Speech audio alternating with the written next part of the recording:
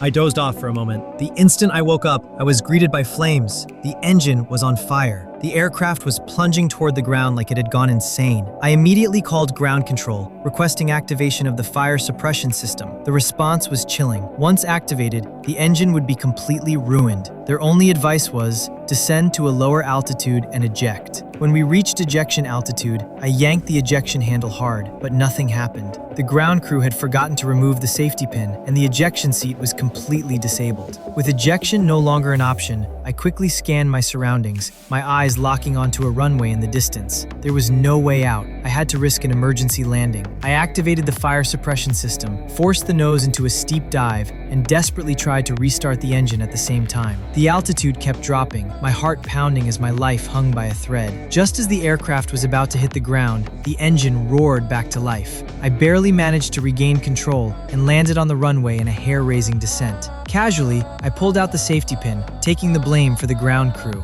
A passing general witnessed everything. In that moment, my life changed completely. On the general's recommendation, I was successfully selected as an astronaut. Soon after, Pavel and I were chosen for a lunar mission and immediately thrown into intense training. To simulate weightlessness in space, we boarded a zero-gravity aircraft, climbing to an altitude of over 10,000 meters, then diving sharply downward, creating 20 to 30 seconds of weightlessness each time. The aircraft could also adjust altitude and speed to simulate the gravity of the Moon, Mars, and other environments. Leonov practiced returning to the airlock aboard the plane, but the spacesuit was too bulky, and the training kept ending in failure. I watched from the side, doing nothing but constantly adjusting myself, adapting step by step, preparing for the real lunar mission ahead.